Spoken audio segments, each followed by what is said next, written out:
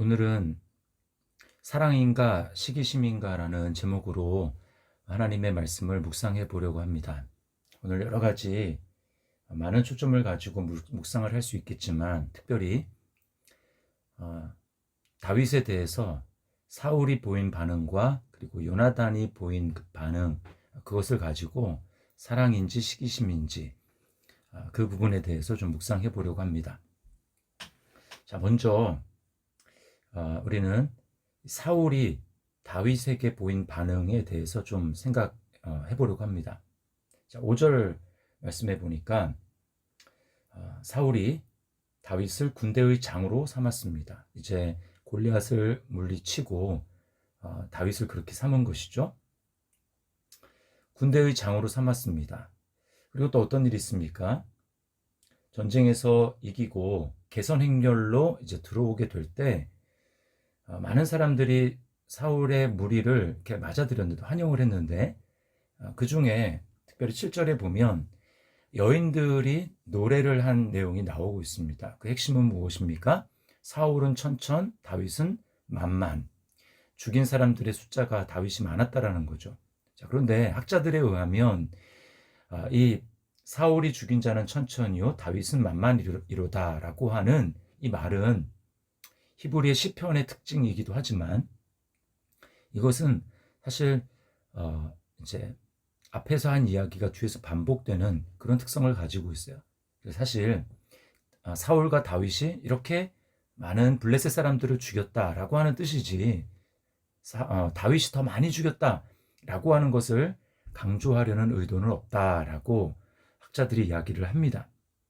자, 그러나 사울은 어떤 반응을 보입니까? 8절에 보면 불쾌하여 심히 노했다, 분노했다라고 이야기를 합니다. 그래서 또 뭐라고 합니까? 그가 더 얻을 것이 나라 말고 무엇이냐? 다윗은 나라를 얻으려고 한다라고 사울이 오해를 하고 있습니다. 그러면서 어떻게 됩니까? 9절에 그날 후로 사울이 다윗을 주목하였다라고 이야기를 합니다. 우리는 사울을 보면서 그 여인들이 한 말이 문제다. 그 여인들의 말, 즉 외부에 있는 환경이 문제다라고 이야기를 하는 것이죠. 그 여인들의 노래 때문이다. 자, 그러나 우리가 잘 생각을 해보면 그 여인들의 노래가 물론 사울의 그 분노와 그 다음에 이 마음을 불편하게 한 것은 사실이지만 그것은 방아쇠가 된 것뿐이고 실제로 사울이 이렇게 분노하게 된 것은 사울 안에 있는 문제였습니다. 사울 자신 안에 있는 자격지심이요. 그리고 그 자격지심이 다윗에 대한 시기와 질투심으로 연결된 것이죠. 여러분, 우리가 어떨 때 시기하고 질투하게 됩니까? 그것은 하나님께서 내 삶을 향한 부르심, 소명, 그리고 그 사명을 망각하게 될 때, 잊어버리게 될 때 우리는 내 자신의 소명과 사명에 집중하는 것이 아니라 다른 사람을 보게 되는 것입니다. 비교하게 되는 것이죠. 내가 뛰어야 될 하나님이 내게 허락하신 믿음의 트랙이 있는데 그 경로를 벗어나게 되는 것입니다. 옆에서 뛰는 사람을 주목하여 보면서 저 사람은 좋겠다. 나는 왜 저 사람 같지 못할까? 왜 하나님은 나를 사랑하시지 않는가? 라고 생각을 하게 되는 것이죠. 그러면서 질투하고 시기하게 되는 겁니다. 이미 하나님은 내 삶에 허락하신 은혜가 있습니다. 하나님은 그 내게 주신 은혜, 내게 주신 소명, 내게 주신 사명에 주목하고 집중하면서 그것을 감사하기를 바라세요. 거기에 최선을 다하기를 바라십니다. 사울이 왕으로서 해야 될 일들이 얼마나 많이 있습니까? 또 초대 왕이라고 하는 자리가 얼마나 영광스러운 자리입니까? 하나님이 우리에게 주신 사명, 소명은 규모로, 양으로 판단할 수 있는 것이 아닙니다. 천천히냐 아니면 만만이냐 라고 하는 것에 주목하면서 비교하기 시작할 때 불행해지는 것입니다. 그러나 이 사울과 비교해서 다윗은 어떻습니까? 다윗은 처음에 사울이 군대 장으로 삼았다가 이제 시기심이 일기 시작하니까 다윗에 대해서 그렇게 높은 자리를 주고 싶지 않습니다. 13절에 보니까 사울이 그를 자기 곁에서 떠나게 하고 그를 천부장으로 삼음해라고 이야기를 합니다. 완전히 이거는 강등된 거예요. 좌천된 것입니다. 군대 장관에서 천부장은 굉장히 심한 강등이에요. 그러나 다윗은 그 강등된 자리, 좌천된 자리에서 어떻게 합니까? 14절 말씀에 보면 다윗이 그의 모든 일을 지혜롭게 행하니 하나님 여호와께서 그와 함께 계시더라. 이렇게 이야기를 하고 있습니다. 다윗은 물론 마음속에 약간의 섭섭함이 있을 수도 있겠습니다. 그러나 그 지금 있는 곳에서 하나님께 감사하며 자신에게 주어진 일에 최선을 다하고 있는 것입니다.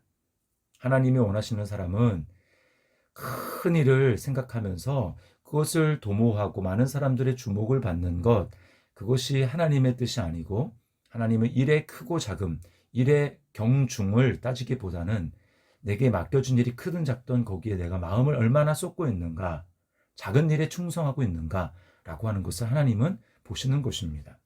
자, 적용 질문입니다. 나는 지금 하나님이 내게 주신 부르심과 사명에 감사하며 집중하고 있습니까?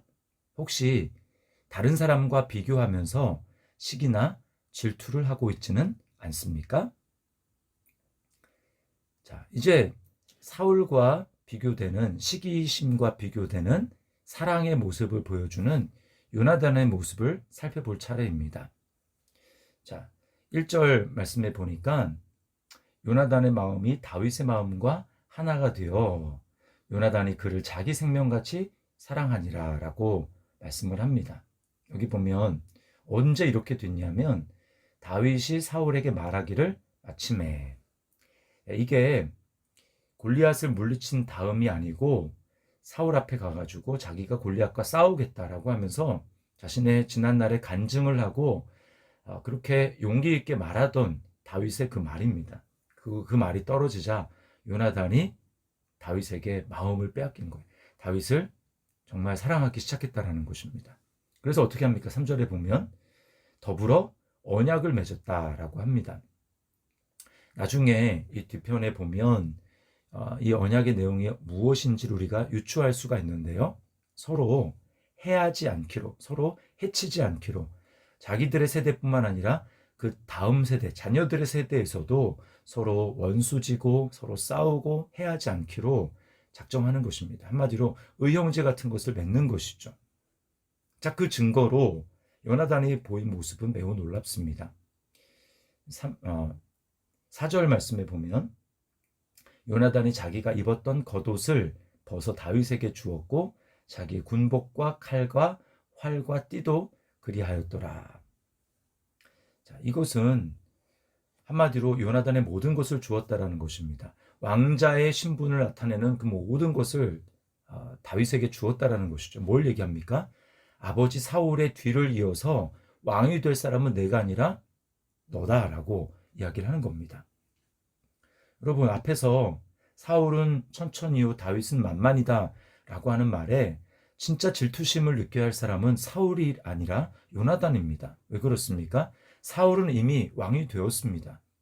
그리고 사울의 뒤를 이어서 왕이 누가 될 것인가 라고 하는 그 입장에서 요나단의 진짜 라이벌로 등장한 것이 바로 다윗 아닙니까? 그렇다면 진짜 시기심을 느끼고 질투심을 느껴야 될 사람은 사울 임금이 아니라 요나단인 거죠. 왕자인 것이죠. 그러나 어떻게 요나단은 다윗을 사랑하고 다윗에게 너가 다음에 왕이 되어야 된다라고 이렇게 말할 수 있을까요? 여러분, 이런 태도가 바로 온유함이라고 하는 것입니다. 온유라고 하는 것은 하나님의 뜻을 전심으로 기뻐하는 거예요. 거기에는 나를 주장하는 모습이 없습니다. 나를 주장하는 모습이 없어요. 어떤 것이 하나님을 더 기쁘시게 하는 것인지, 어떻게 하는 것이 하나님 나라에 더 유익하게 되겠는지 그것만을 생각하는 것입니다. 그래서 그것에 만약에 내가 아니라면 과감하게 자기를 내려놓고 자기를 포기할 수 있는 것이죠. 하나님 나라에 유익하다면 내가 꼭 무대 중앙에 서지 않아도 괜찮습니다. 라고 하는 태도인 것입니다. 이것을 이제 우리가 비근한 예를 들어본다면, 자, 이제 섬기는 자리에 있었습니다. 내가 섬김의 자리에 있는데, 그래서 그 부분에 사람이 없기 때문에 섬기고 있었는데, 정말 그 부분에 은사가 있고 전문적으로 훈련을 받은 그런 사람이 나타났다고 한다면, 그 자리가 뭐 많지 않고 딱 정해져 있는 자리라고 한다면, 주님의 몸에 여러 사람들의 유익을 위해서 섬김의 자리를 양보할 수도 있는 것이죠. 이게 바로 그 믿음의 적용이라고 하는 것입니다. 신앙생활을 할 때 자기 영광과 자기 체면과 자기 자존심으로 하는 사람이 꽤 많이 있습니다. 자기가 아니면 안 된다고 생각하는 것이죠. 여러분, 이때 하나님이 우리에게 원하시는 것은 무엇일까요? 그것은 온유한 마음인데, 그 온유한 마음의 가장 표본을 보여주신 분이 예수님이죠. 예수님은 빌립보서 2장 5절 이하의 말씀에 바울 사도는 예수님의 모습을 보면서 이렇게 이야기합니다. 너희 안에 이 마음을 품으라. 곧 그리스도 예수의 마음이니 그는 근본 하나님의 본체시나 하나님과 동등됨을 취할 것으로 여기지 아니하시고 자기를 비어 종의 형체를 가져 사람들과 같이 되셨고 사람의 모양으로 나타나사 자기를 낮추시고 죽기까지 복종하셨으니 곧 십자가에 죽으십니다. 이러므로 하나님이 그를 지극히 높여 모든 이름 위에 뛰어난 이름을 주사라고 이야기를 하고 있습니다. 예수님은 하나님 자신이시지만 하나님의 뜻을 자신의 생각보다 더 추구하셨습니다. 그것이 하나님을 기쁘시게 하는 것이고 그것이 하나님의 의를 이루는 것이라면 자신의 목숨까지도 하나님 앞에 기꺼이 드리기를 원하셨다라는 것이죠. 여러분, 이것이 바로 온유한 모습입니다. 주님은 그래서 나는 마음이 온유하고 겸손하니 나의 멍에를 메고 내게 배우라 라고 말씀하셨던 것입니다. 자, 요나단을 통해서 우리가 자신을 살펴보면서 적용할 적용 질문입니다. 나는 하나님의 뜻을 전심으로 기뻐하고 있습니까? 하나님이 아니라고 하시면 내가 무대의 중앙에서 기꺼이 비켜날 준비가 되어 있습니까? 오늘 이 말씀을 기억하면서 우리는 하나님이 내게 주신 사명, 내게 주신 소명, 그것을 다른 사람과 비교하지 않고 그것이 작은 일이든 큰 일이든 상관없이 내게 주신 일에 집중하며 비교하지 않고 충성을 다하기를 바랍니다. 또한 자신의 자존심을 내세우고 자기 체면, 자기 영광을 구하는 것이 아니라 하나님의 뜻을 구하고 하나님의 기쁨을 구하는 우리의 모습, 그래서 시기심이 아닌 사랑으로 주님을 섬기며 나아가는 우리의 삶이 될 수 있기를 예수님의 이름으로 축복합니다. 오늘 그런 하루 되기를 바랍니다.